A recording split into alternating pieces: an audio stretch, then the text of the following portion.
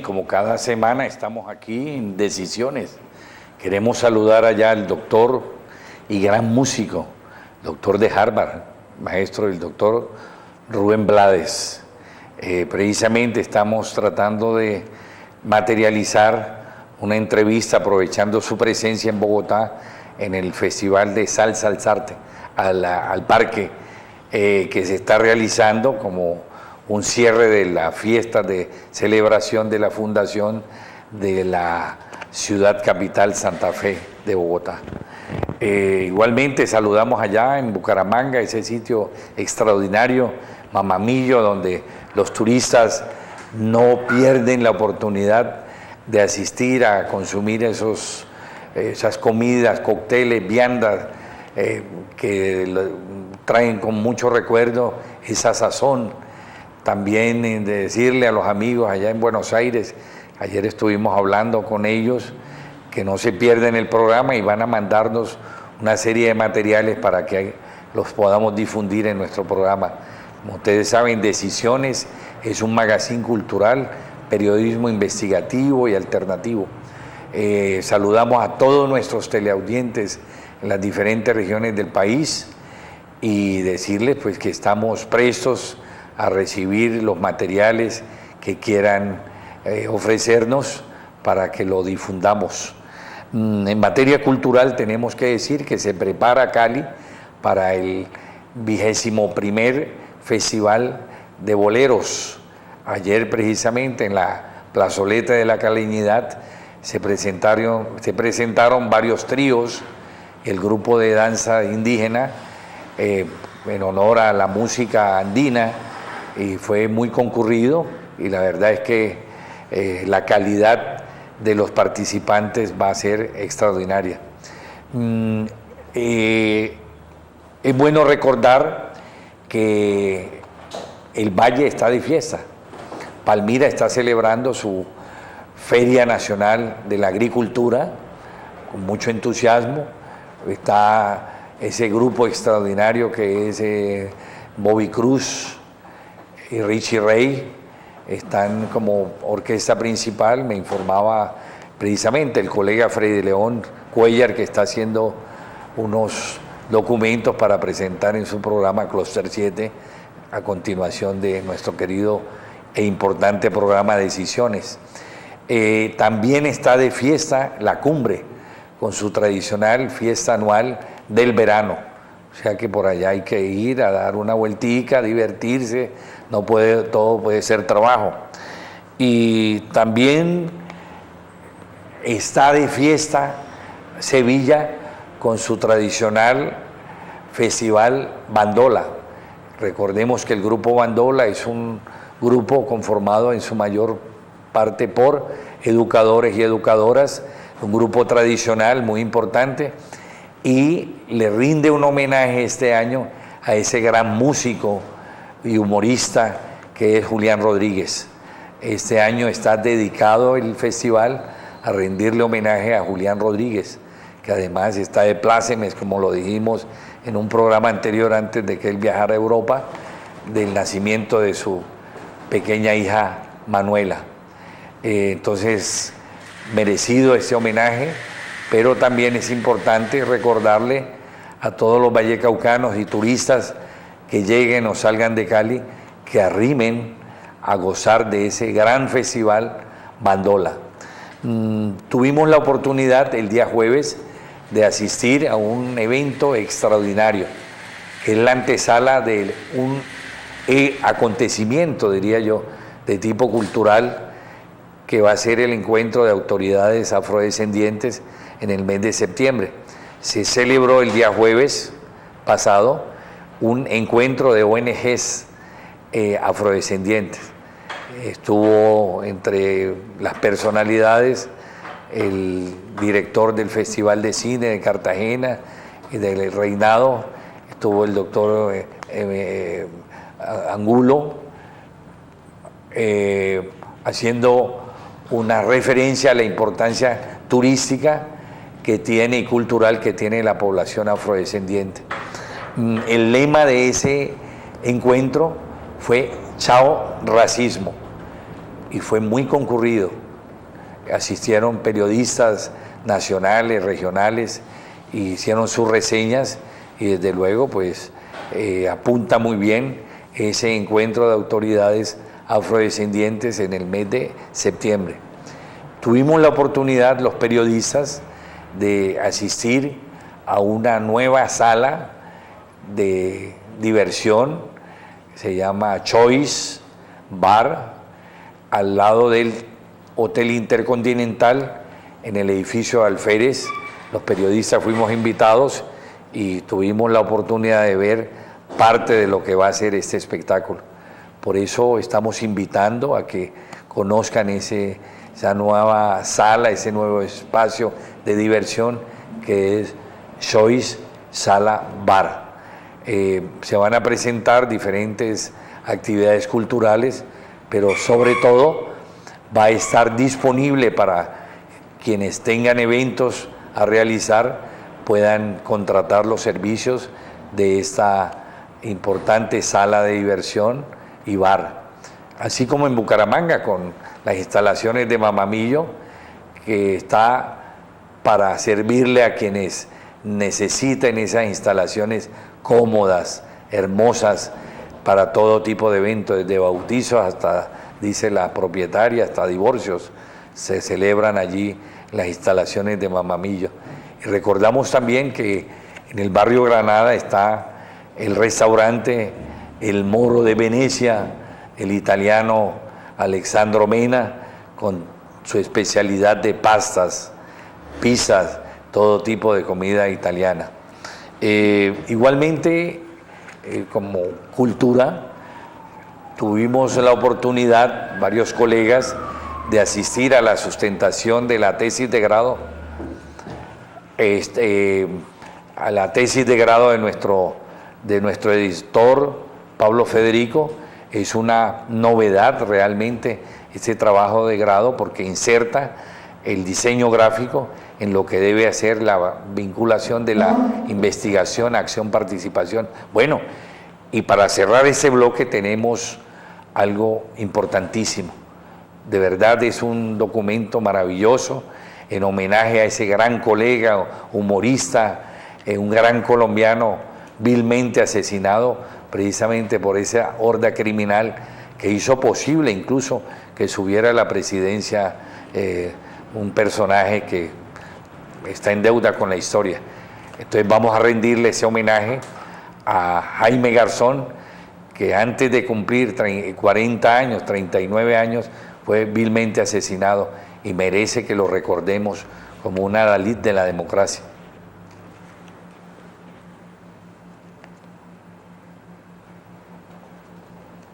Volumen para acá.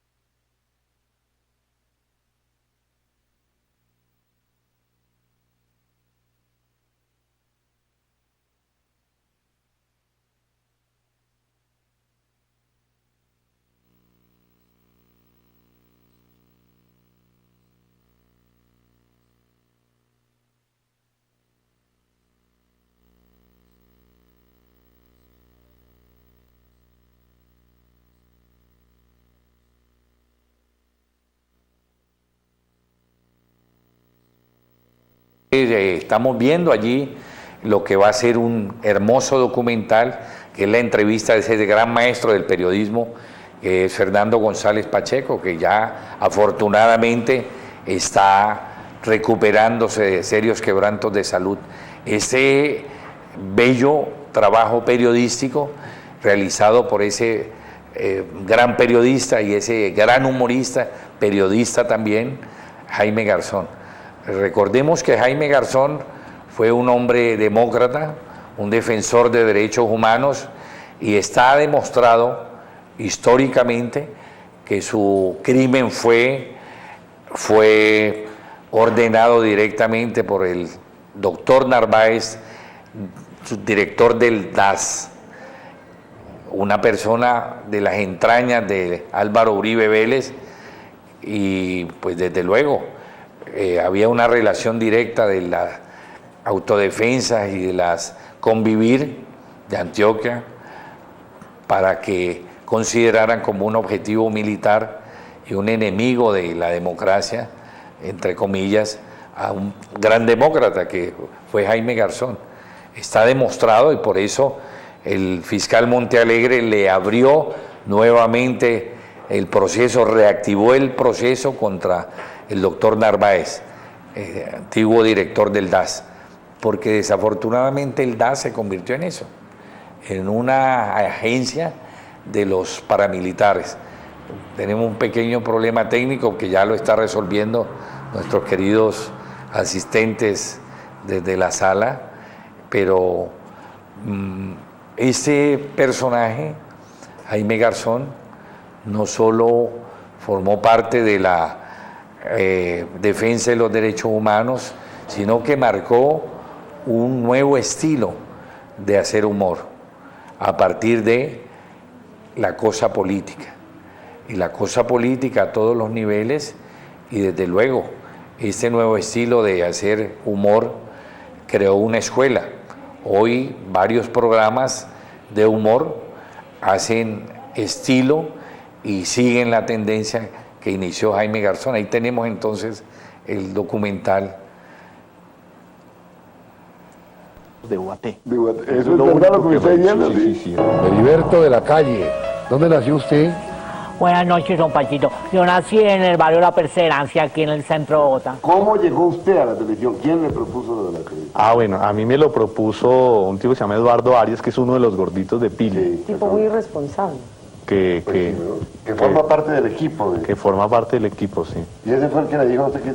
Él me dijo, sí. ¿Cómo fue que llegó a la televisión, Heriberto? Bueno, es que yo iba a un noticiero que se llamaba AMPM. Sí. Que ¿Se quiere acabó? decir que se acabó. ¿Qué sí, porque pasó? AMPM quería decir mierda pa' mala. Entonces, Yo fui alcalde de un pueblito del distrito que se llama San Juan de Sumapaz. Eso es verdad. Eso es verdad. ¿Cuánto tiempo duró de alcalde? Duré desde el nombramiento 20 de julio hasta la destitución marzo 20. Eso quiere decir, Jaime, que usted en algún momento puede ser, aparte de que le voy a decir una cosa sincera, un hombre inteligente que se le nota, ¿serio? Bueno, sigamos con la política un poco. bueno, ¿Usted? entonces el doctor Pastrana encuentra el país un poco escuadrado, ¿no? Sí, sí. Sí, y entonces le toca, pero entonces es que el doctor Pastrana dijo en la campaña, vamos a disminuir el IVA. ¿Cierto? Sí, claro, él dijo. Sí, pero entonces lo que va a hacer es que lo disminuye, pero lo amplía hacia otros sectores de la economía familiar. ¿Cómo así? Sí, ay, don Pacheco, sí que es bruto, pucha. Usted es soltero, ¿no? Sí, soltero. Bueno, yo tengo compromisos. ¿Cómo así? Bueno, hablemos de mujeres. Le voy a mencionar tres... A ver si... ¿Ya se leyó todos esos libros? O eso es como la biblioteca del doctor Turbay, ¿Cómo así? que tenía 2000 tomos, ¿Y qué? todos eran el mismo. Mire, no empiece a meterme en líos. Para ser, si me permite, asesor del presidente, trabajar con una persona como Andrés Pastrana, un hombre tan poco discreto como usted, ¿no? O sea, y sobre todo con los políticos. Lo que yo estoy haciendo es una práctica conceptual de la vida, que es decir la verdad. Las cosas hay que llamarlas por la verdad. En este país no llamamos las cosas de verdad nunca. En política eso es muy Ni en peligroso. política ni en la vida real. Cierto. ¿Cierto? Usted va a comprarse un coche y el tipo siempre le va a empacar medio milloncito más, a ver si de pronto usted cae. Yo voté por don Gustavo Bell. O sea, que votó por el doctor Pastrana. No, es que don Gustavo Bell es el vicepresidente de don Pastrana y a mí me explicaron, un doctor que tuve la oportunidad de ilustrar, me explicó que la Constitución dice que el vicepresidente asume en caso de incapacidad del presidente. Y como don Pastrana es como incapaz. ¿Y con alguna de las personas a quienes usted, vuelvo a repetir el término, les llama Maguayo, ha tenido problemas? Sí, ahí Plinio Apuleyo se molestó, por ejemplo. ¿Se molestó? Los hermanos Rodríguez Orejuela tampoco tienen muy buen sentido. No, de Cali nos mandaron una carta diciendo que cómo se les ocurría poner en el programa un narcotraficante caleño. Entonces, pero qué pena si es que nosotros no nos inventamos el cartel de Cali ni el conflicto, eso es verdad, eso existe ahí. Los colombianos parece que uno les pone el espejo y se asustan, se molestan Qué bien eso que mirarse usted acaba al de decir, espejo. sí. ¿Usted fuma marihuana? No, no, señor. ¿Usted qué? ¿Y boxer de esas cosas de esas? No, señor, ya abandoné todo eso. ¿Sí? Sabemos que usted tiene fama magallista, pero es un hombre trascendentalísimo. O sea, usted es un hombre que además se junta con gente muy trascendental. Y a esos trascendentales les mama gallo también. Yo soy aburridísimo. No es aburridísimo. ¿No? Sí, eso soy. Yo creo en la vida, creo en los demás, creo que este cuento hay que lucharlo por la gente, creo en un país en paz, creo en la democracia, creo que lo que pasa es que estamos en malas manos, creo que esto tiene salvación. Y ese es un norte demasiado largo. Usted ya hizo una vez política, por lo menos ocupó un puesto público. Es muy fácil, pero muy fácil, que a usted, o bien para comprarlo un poco, o porque se lo merece y se lo merece, le ofrezcan hacer política, ¿no lo haría? Sí, claro. Ofrecen a uno. No solo política. Los Rodríguez mandaron a decir que qué quiere, que si lo que quiere es plata. Entonces yo dije, pues si al presidente le dieron 6.000, deme a mí 7.000 y me callo. A ver, usted que me entiende y habla con esa gente, con don Yamil y con Jaime Garzón, ¿qué es eso de la inflación? Sí, es decir, la inflación, eso, me lo explicaron esta mañana. La inflación quiere decir que la plata cada vez alcanza menos. Es decir, que un peso alcanzaba, por ejemplo, para comprar 5 dulces. Sí. La semana entrada el mismo peso alcanza a lo mejor 4 dulces. La otra semana 3 dulces, 2 dulces, 1 dulce, así. Es decir, se va dañando lo que se llama el poder adquisitivo. Que den las mismas y usted creo que tampoco entendió. Sí, señor. Es decir, que, por ejemplo, usted ¿cuántos mínimos se gana? Cuando, no estamos hablando de lo que me... ¿Cuánto gana usted más bien? Yo hago más o menos al día unas 25 lustradas y son a 1.000 pesos con polichando, son 25.000 pesos. ¿Y en la televisión? Nada, no me pagan nada todavía porque es que no cumplo los requisitos para ser una estrella. Entonces el señor, el Yamí tampoco le paga en la radio. Sí, él me paga lo que es la lustrada, pero él no me paga más. Ah, no, solamente por la lustrada. La lustrada, sí. Él me paga lo que es la lustrada y la polichada. Y así cuando está de buen genio, entonces me dice, deje así. Y entonces me quedo con los 2.000 pesos. ¿Deje así, dice? Sí, dice, deje así. Y entonces me hago un billete de 2.000 y entonces yo me quedo con las vueltas. ¿Usted desde pequeñito tuvo esas aptitudes de imitador y mamagallista? Sí, hace poquito me encontré a un tipo que estudió conmigo en el seminario, se llamaba Pericles, no sé cómo se llama, le decíamos Pericles, y me contó que una vez estaba yo a las 10 de la mañana comiendo un calentado grandísimo en el comedor del seminario, y que entró el padre rector, me vio ahí y se fue a la cocina y regañó a la madre, eran monjas, a la madre y le dijo, pero ¿qué hace Garzón ahí comiendo? Dijo, padre, pero si usted llamó hace ratico y dijo que le sirvieran desayuno. No me acordaba de eso. A lo mejor yo llamé y dije, dile desayuno a Garzón, tío. ¿Qué persona le ha parecido que lo ha impactado por su inteligencia? Bueno, un interlocutor muy rápido, así, ¡san! Sí, es el doctor Honoracio Serpa. ¿Ah, sí? Porque es de gamina, así, ¡guas! ¿Cómo le pareció la actuación de la selección? Bueno, lo que pasa es que la selección Colombia tiene un problema como tiene casi todo el país, que es un problema como de burocracia, ¿no? Que son los doctores que cogen ese puesto para toda la vida y entonces se quedan ahí. Uy, ya se está moviendo esa zona. Pues esa es una cámara que... Atiéndame la charla. ¿Actuaron bien los futbolistas o no? Sí, señor. No, lo que pasa es que los doctores, toda la estructura futbolística estaba basada en que el doctor Ompide Valderrama le ponía la jugada a los otros doctores. Y entonces como él no se movía ese man, entonces toda la selección. Y el otro problema es que los de la selección son muy importantes y entonces todos están muy importantes. Ya no va a haber nada porque se metió detrás del asiento. ¿Cómo se lleva acá? Es que yo por la mañana voy allá a ilustro a don Yamil. ¿Conoce al cuchito don Yamil? Allá trabaja también don Jaime Garzón. ¡Uy, qué huesazo! Sí, yo conozco, a ver si lo ven, me debe 4 emboladas. Hay mucha gente que dice que usted tiene relación parentesco con Jaime Garzón. No, lo que pasa es que antes el único que hablaba de política en la televisora era don Jaime Garzón, ¿no? Antes era, por ejemplo, el maestro don Humberto Martínez Almandita. Sí. Antes eran los doctores, por ejemplo, los del Pereque y esos doctores. Y antes fue los maestros de lo que se llama Sábados Felices, ¿no? Sí. Pero entonces ya pasó don Jaime Garzón, ya. Ahora le toca el turno al pueblo, a la modestia, ya la cosa, a una visión de lo que es la realidad. Pero usted tiene amistad con don Jaime Garzón. No, no, es una amistad meramente laboral. O sea, se refiere a mi actividad de ilustrador y él a su actividad de periodística. ¿Pero le cae bien a usted? Pues sí. Le han censurado, Heriberto, desde que usted está en la televisión, la permanente grosería. ¿Por qué? Sí, señor, lo que pasa es que uno habla así espontáneamente, ¿no? Como habla el pueblo, ¿cierto? Porque es que uno, por ejemplo, uno está martillando, ¿cierto? Sí. Y uno se machuca y uno dice, ay, caray, y uno dice, uy, eso, perdón, Pacheco. Uno dice, Ese tema no lo toque, pero porque si esa es la verdad, esa es la realidad. ¿Qué cosa, no? Ese tema no lo toque. Es una frase muy colombiana. Sí, ese tema no lo toque, pero ¿y por qué? Si es la realidad. No, tema no. Es algo así como, hablemos de los dientes de garzón. No, el tema no. ¿Pero y por qué? Pues esa es la realidad. Le voy a mencionar 3 personas. ¿Usted conoce o ha visto alguna vez, aunque sea en televisión o personalmente, a una señorita Amparo Grisales? sí, señor. No he tenido la oportunidad de ilustrarla. ¿No? No, ¿Le gusta? sí, me parece un embolón, no. Hasta ahí no lo sería, ¿cierto? No, ahí está muy bien. La señorita Natalia París. Uy, sí, tan linda la señorita doña Natalia. Ella es más pequeñita que la señorita Amparo, es más jovencita. Y estaba haciendo unas campañas con el doctor, con el general don José Bonet. Exactamente. ¿Usted la vio en televisión o qué? Sí, yo la vi en la televisora. Gracias. Y dijo que no fumaba marihuana porque la marihuana da celulitis. Supongamos que usted se encuentra con Sofía Vergara.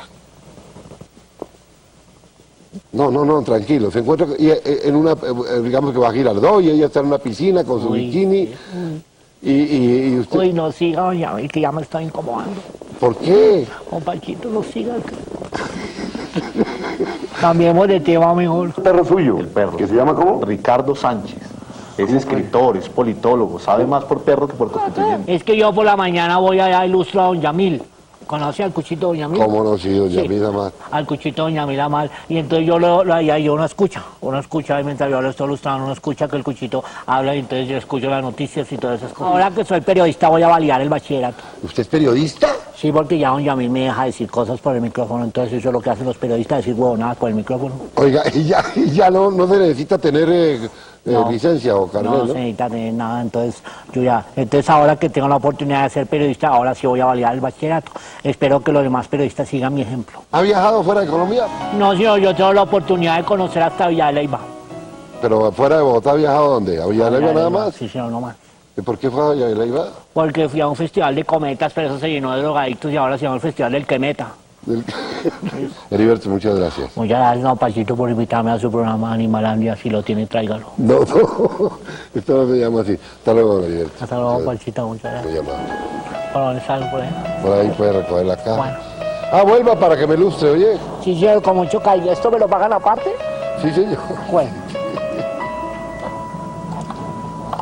Hasta luego, don Heriberto. Hasta luego, Pachito. ¿Para dónde va ahora? Voy a volver allá a Rayonel, que no acabé de ilustrar. Ah, va para allá. ¿Y a usted le pagan por esa huevona? Bueno, hasta luego, señor. Hasta luego. Bueno.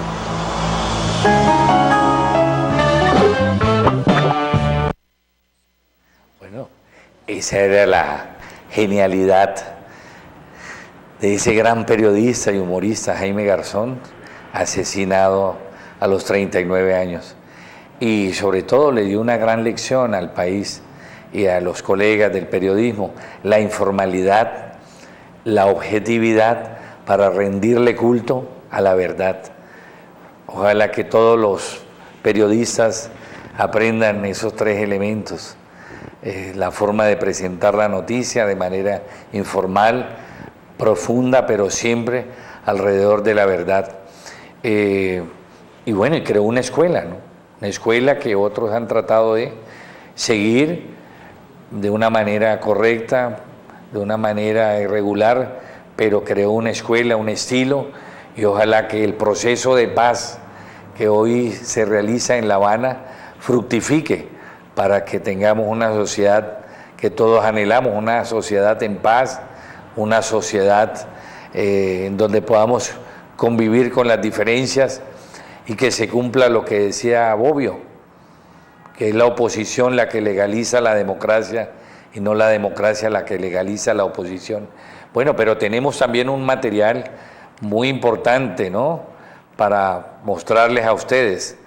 es el material relacionado con una deuda que tenemos, la vamos a ver a continuación, ya lo habíamos anunciado, entonces allá nuestros asistentes en las cámaras para que rodemos este material.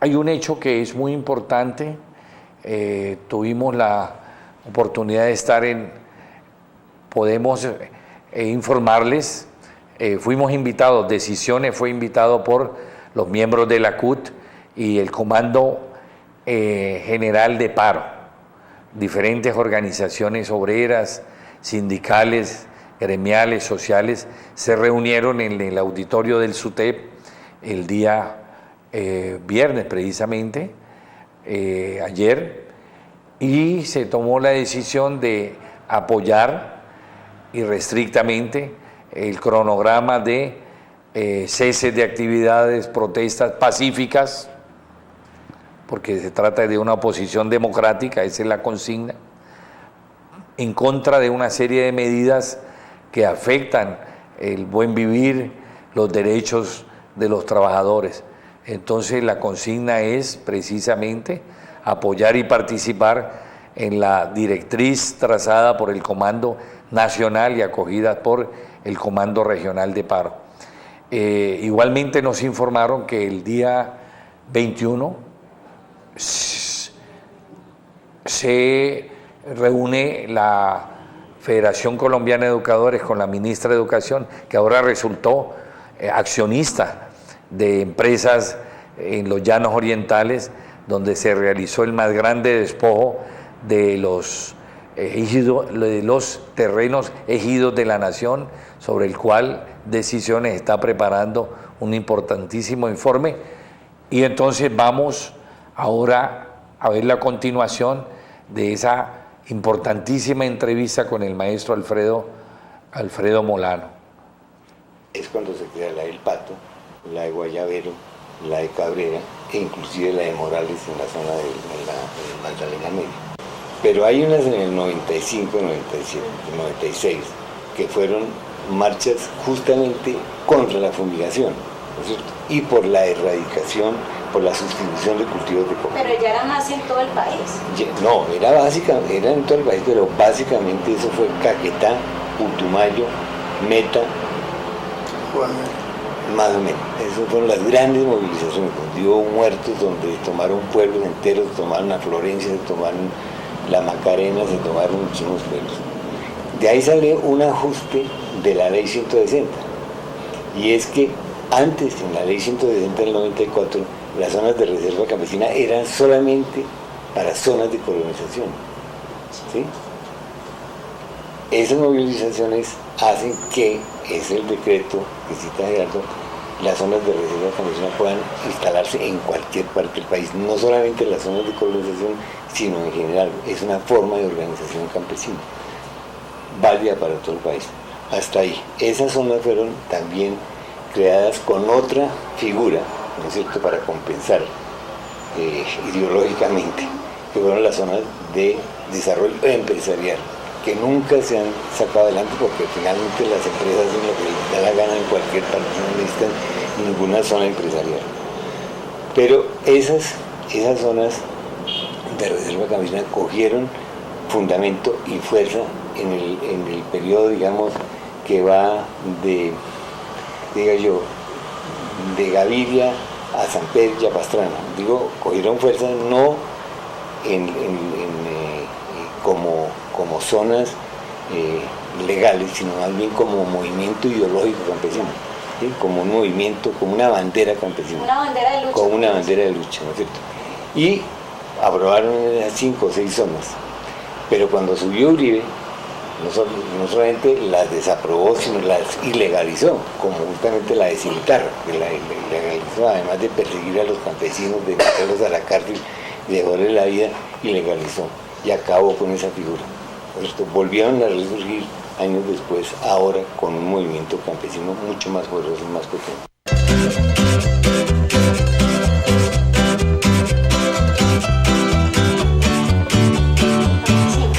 Pero lo que pasa es que tanto resguardos como consejos comunitarios Ley 70 tienen la base de una base étnica, es decir, son zonas definidas por unas etnias definidas, ¿cierto? Con autoridad, territorio, tradición, etcétera. Y los campesinos no son realmente una etnia reconocida como tal.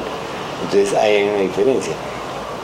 Pero la gran diferencia es que tanto en resguardos como en comunidades Ley 70, la propiedad es colectiva. En la zona de reserva campesina la propiedad es individual y privada. Ahora, ciertamente a una economía campesina corresponde una cultura campesina. Los campesinos tienen autoridades propias, no gamonales, que los llevan a las elecciones o los llevan a las guerras civiles, sino autoridades propias campesinas que son en general vinculados a las juntas de acción comunal. Pero tienen su propia organización, tienen una cultura que es maravillosa, que es el brazo prestado, la mano compartida, es decir, formas de trabajo colectivo, como la minga, heredado de la minga, ¿no? Los campesinos trabajan así en las zonas de colonización, trabajan juntos haciendo un puente, una carretera, o trabajan en las mismas fincas alternándose el trabajo. Eso es parte de una cultura campesina. Es parte también de sus celebraciones, sus fiestas, así, inclusive si son religiosas, sus propios reinados de belleza. Ahí hay una cultura realmente, ¿no?, que corresponde a una economía. Sí, eso no se ha desarrollado académicamente, ese concepto, y por lo tanto no ha tomado forma jurídica, lo cual no quiere decir que no exista, ¿no es cierto? Es decir, la cultura campesina como cultura, ¿no?, existen unos valores campesinos. Por ejemplo, ese valor del trabajo colectivo existe, ¿no? La fuerza de la familia, porque es que la economía campesina se basa básica y exclusivamente, ¿no es cierto?, en la fuerza de trabajo familiar. Ese es su concepto.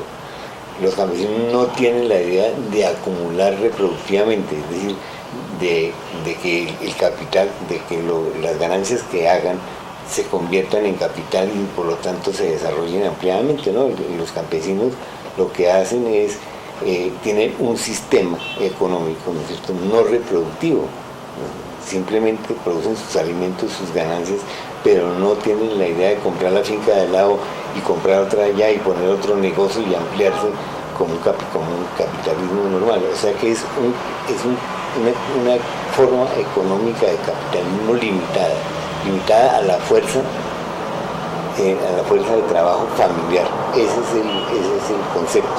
A eso corresponde, la familia es la base de eso y por lo tanto la familia tiene una importancia decisiva en las formaciones culturales campesinas. E inclusive a veces tienen que contratar mano de obra para ayudarse, pero eso es lo normal, es el cambio mano, la mano ganada, el brazo vuelto. Todas esas formas colectivas de trabajo existen en el campesinado y son fundamentales de su cultura. Esa concepción de la cultura campesina, del ser campesino, y el trabajo colectivo, el trabajo de comunidad o la sociedad comunitaria, ¿no?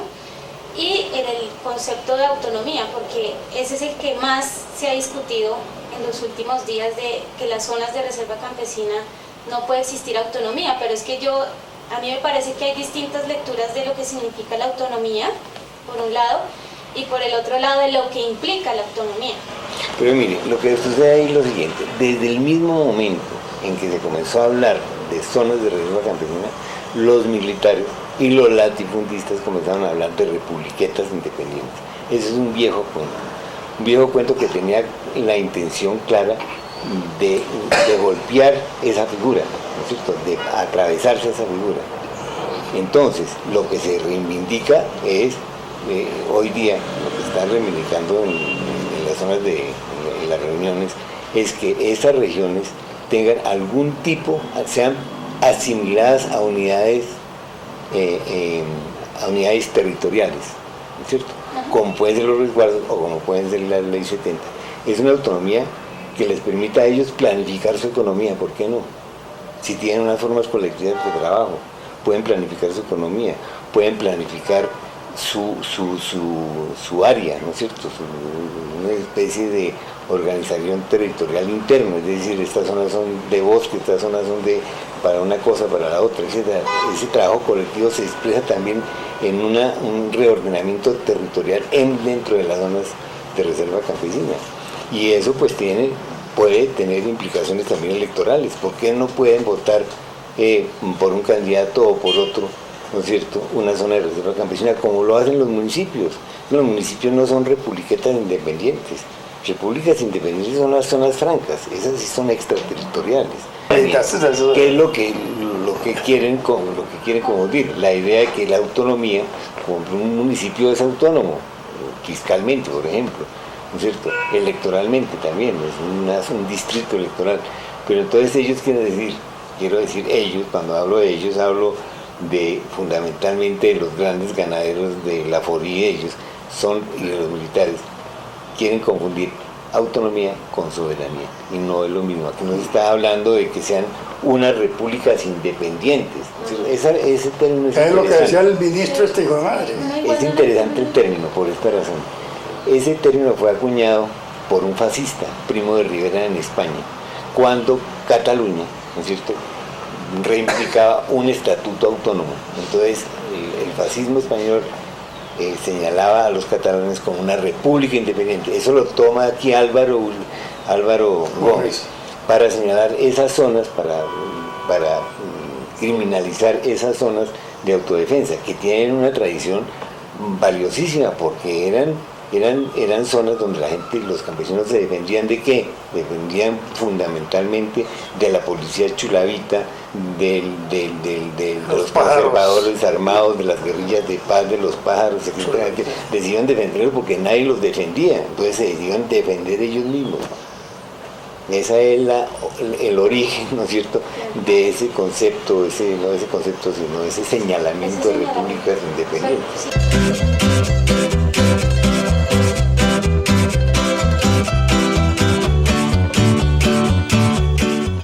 Eso de las zonas de reserva campesina, a igual que la reforma agraria integral, tiene que ser un conjunto de cosas para el país.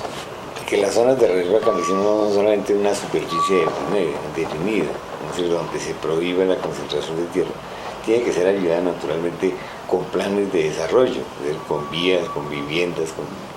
Eso se ha hecho muchas veces, es decir, muchas veces se han hecho zonas de colonización dirigida, se han dado todas esas cosas, pero esas zonas, esa gente ha sido derrotada por la ley de la oferta y la demanda, ¿cierto? Ahí va el latifundio aprovechándose de la valorización que crean las carreteras, los puestos de salud, las escuelas,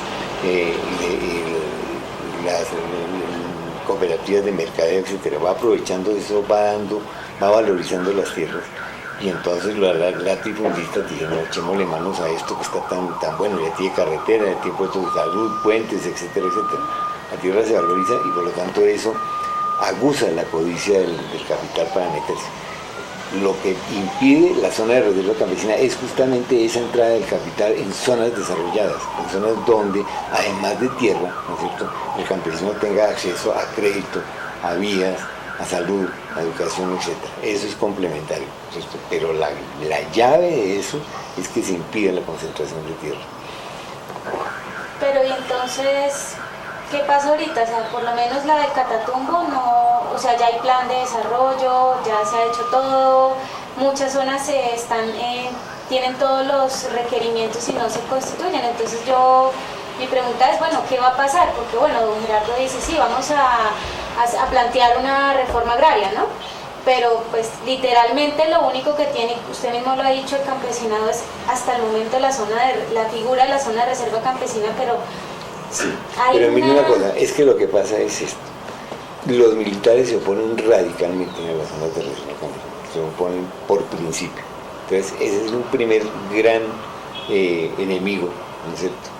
La ideología militar sobre las zonas de reserva campesina. Los militares lo que quieren hacer son zonas de consolidación militar, es decir, los paramilitares sacaron a la guerrilla, vamos a decir, el ejército llega y toma las zonas donde los paramilitares fueron poderosos, ¿no es cierto? Y ahí viene la zona de consolidación que manejan los militares como los Montes de María, como quieren hacer en el Catatumbo, como quieren hacer en el Cauca. Ese es el modelo militar de colonización. Siempre ha habido una teoría de colonización militar, siempre en Colombia, pero eso es una figura que hay que derrotar. La otra es la de los latifundistas, que ellos no quieren que haya ninguna cortapisa en la concentración de tierra. Entonces son dos cosas que se están poniendo frente a otras, que es una opinión pública favorable, un movimiento campesino decidido y un gobierno que yo creo que de todas maneras va a tener que llegar a un acuerdo con la guerrilla en ese sentido. Quizás no lo de antes del acuerdo, sino en el acuerdo. Es mi hipótesis. En el debate nacional, las zonas de reserva campesina, que hace 2 años están completamente olvidadas, no sabían qué era, nadie sabía, Gerardo y yo sabíamos, quizás algún secretario de Agricultura, pero esa vaina no se nombraba. Hoy día está en la temática de la opinión pública. La gente habla de eso, aunque no esté de acuerdo, y eso es un paso muy importante. Es un paso muy importante, así las hayan criminalizado con el término de republiquetas, todo, pero fíjate, inclusive el ministro ha tenido que echar para atrás en eso de republiquetas, ¿no? Sí, me parece a mí que hoy por hoy, y si bien es cierto que eso es un proceso, nosotros hicimos en una época, no sé si Alfredo recuerde bien eso de las empresas comunitarias, sí, hace 20 años más o menos, que también inspiradas por el gobierno, por el Ministerio de Agricultura, pero cuando se les dio la gana, pues primero la educación, que no hay comparación con lo del campesino. Hoy se da otra forma, más colectiva, más que eso de las republiquetas y de todo lo que hablan, que eso que dijo el ministro hace poco, que después le rectificaron con la directora de INCODER y parece que el mismo gobierno central, eso es otra cosa, porque no es que la retiren, pero de todas maneras en su cabeza está, y cuando le llegue el modo de decirlo, lo dicen. Tenemos que entender que esto es un problema de clases. La alta oligarquía, los latifundistas improductivos y los de abajo, los intelectuales, la clase media, los de abajo que pensamos en otra cosa, otra forma de país. De manera que eso ahí, quieras o no, alguna gente dice que eso es un fanatismo, que hablar de la lucha de clases, pero eso que estamos hablando es precisamente eso. No se exprese así concretamente la lucha de clases, pero si en el fondo, si uno lo analiza despacito, pues es una lucha entre ricos y pobres, y ahí a ver cuál hace su ventaja, cómo está para ganar por lo menos una utilidad para cada uno. O sea que cada uno tenemos nuestros intereses, y esa es una lucha. De los ricos, de los poderosos, y los de abajo también tenemos otra manera de ver las cosas para hacer una lucha parecida.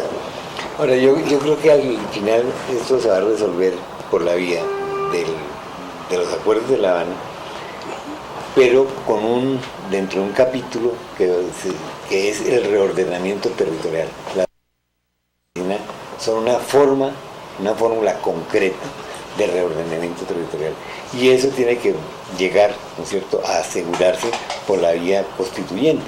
Esos acuerdos van a conducir tarde o temprano a una constituyente. Toda guerra civil en Colombia se ha terminado, ¿no es cierto?, con una nueva constitución.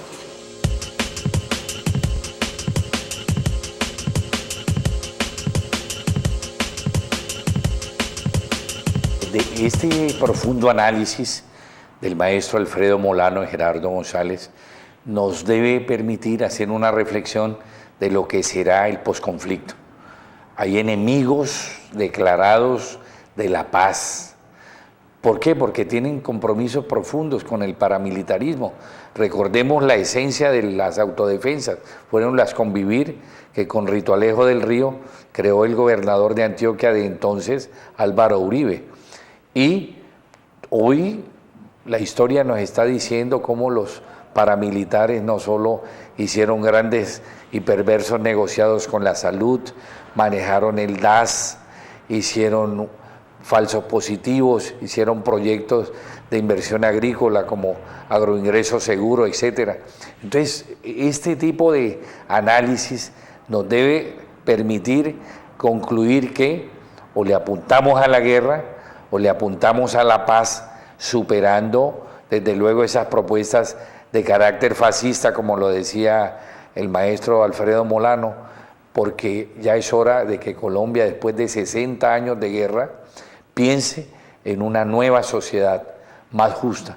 Pero no es posible que haya paz cuando los grupos financieros que han detentado el poder se apropien de las tierras baldías que permitirían desarrollar y materializar el primer punto del acuerdo de La Habana, donde da la posibilidad que se creen zonas campesinas y no son republiquetas independientes, como de manera despectiva los amigos de la guerra llaman esto.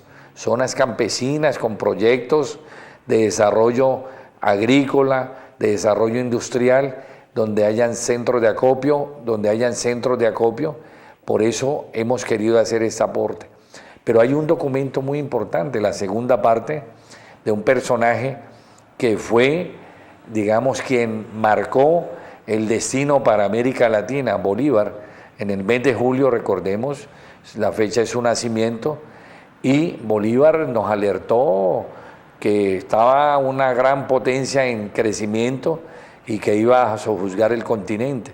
Pero no solo eso, nos dio clases de ética, de humanismo, cuando Bolívar dice todo pueblo tiene la forma de gobierno que se merece. Pues hombre, uno entiende por qué pueblos como este eligen presidentes que fortalecen un sistema neoliberal totalmente inhumano. Dice, es muy fácil ser bueno, pero muy difícil ser justo. O cuando dice, hay esclavos que en la libertad añoran las cadenas, y todo ese pensamiento bolivariano que debemos conocer. Vamos a ver la segunda parte de ese homenaje al libertador Bolívar, y que ha servido de fundamento para que UNASUR, el ALBA y toda la integración latinoamericana surja como una respuesta a las pretensiones neoliberales de ese gran imperio norteamericano. Vamos a ver entonces esa segunda parte de ese homenaje a Bolívar. De allí a Maracaibo y Puerto Cabello, hasta Caracas, luego a Cartagena, y cerrando el año 1827, está de nuevo en la capital de la Federación. En Bogotá, capital de la entidad que comprendía todavía a Bolivia, Perú, Ecuador, Venezuela y por supuesto Colombia, se desempeña como un magistrado civil, acatando respetuoso la autoridad del Congreso, incluso cuando ese Congreso toma decisiones contrarias a sus proposiciones. Bolívar legisla, organiza, planifica, administra y decide, pero los más importantes personajes de la Gran Colombia apuestan a dividirla en varios pedazos para repartirse a cada cual un coto de influencia. Las diferencias con Santander, el vicepresidente colombiano, provocan la ruptura. Con la salud minada, pues ya sufría frecuentes ataques de fiebre y delirio propios de su mortal enfermedad, Bolívar se mostraba dispuesto a dejar el poder, ofrecía su renuncia, pero el Congreso Gran Colombiano, por las mismas rencillas entre los jefes locales, la rechazaba. El eje de la discordia era la animadversión entre Páez, el dirigente de Venezuela, y Santander, el dirigente de Colombia. Las rencillas han abortado el Congreso de Ocaña y ya se perfila la próxima división de la Gran Colombia. Bolívar ahora se ve obligado, el 20 de septiembre de 1828, a asumir poderes dictatoriales en Bogotá. Desesperadamente buscaba a toda costa salvar la gobernabilidad de la gigantesca federación que constituía su mayor sueño. Entonces, la reacción antibolivariana estalla. Las apetencias personales y las diferencias políticas logran desdibujar la buena imagen del hombre que ha sacrificado todo por el ideal de la América libre y unida. En Colombia, la oposición en su contra es tan exaltada que intentan asesinarlo el 25 de septiembre de 1828. Esa noche, la valentía de su compañera, Manuelita Sáenz, le salva la vida milagrosamente. Lo hace saltar por un balcón mientras ella sale a encarar a los asesinos. La mujer que ha dejado todo por el amor será conocida en adelante como la libertadora del libertador. La investigación sobre el frustrado magnicidio pone en evidencia las profundas divisiones de la sociedad gran colombina. Varios de los responsables son condenados a muerte. Todo esto agudiza la tensión y le da argumentos a los opositores. Perú es el primer país en separarse formalmente de la Gran Colombia, pero en Venezuela resurge con más fuerza el movimiento autonomista, nuevamente centrado en José Antonio Páez. Así llegamos al fatídico año de 1830, en el cual Bolívar conoció varias muertes. Primero, vio perecer su proyecto de unidad continental. Después, constató cómo muchos de sus más antiguos colaboradores se manifestaban en su contra. Perdió a Antonio José de Sucre, asesinado por los enemigos precisamente para impedir que sucediera al Libertador. Perdió el poder. Su presencia fue prohibida en Venezuela y, por último, perdió la vida. En enero de 1830 se había instalado un Congreso Constituyente en Valencia, Venezuela, el cual, tras varios meses de sesiones, acordó separarse de la Federación y suspender relaciones con Colombia mientras Simón Bolívar permaneciera en el territorio de ese país.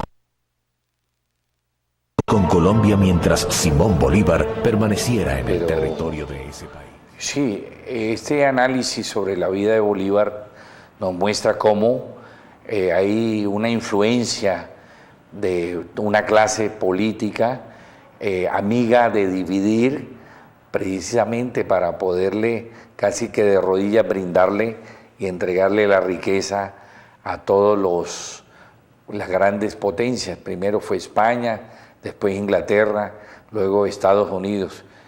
Precisamente después de los hechos del 25 de septiembre, la noche septembrina, vino el juicio y quedó demostrado que esa clase, esa naciente burguesía colombiana representada por Francisco de Paula Santander, se oponía a esa concepción humanista, universal, liberal, que había aprendido Bolívar de los grandes maestros en Europa.